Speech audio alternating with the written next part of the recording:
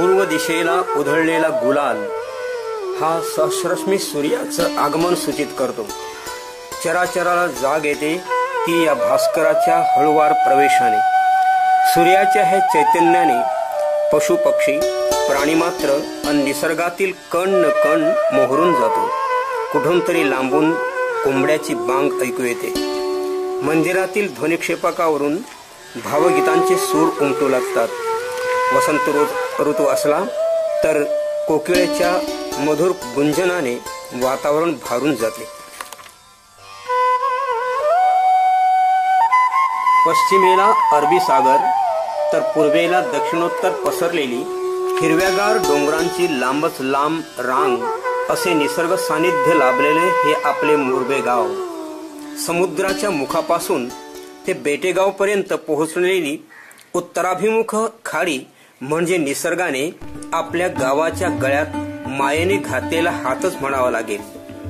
भल्या पहाटे या गावाला जाग येते ती प्रभू रामचंद्रांच्या मंदिरातील भावगीतांच्या सुराने. कधी गीत रामायण तर कधी गायक गायिकांच्या कंठातून श्रवणारी सुमधुर भावगीते. श्रीरामाचं हे मंदिर वैती मांगेले समाजातील मच्छीमारांच्या श्रमाच्या घामातून जीर्णोद्धार झालेलं पंचक्रोशीतील एक सुंदर मंदिर.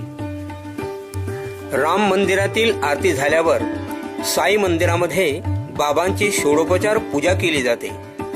बाबांची काकड आरती झाल्यावर इथल्या लोकांच्या दैनंदिन जीवनाची लगबग सुरू होते. नंतर बोईसरच्या MIDC परिक्षेत्रामध्ये कामानिमित्त जाणारे स्त्री पुरुष चाकरमानी यांची धावपळ सुरू होते.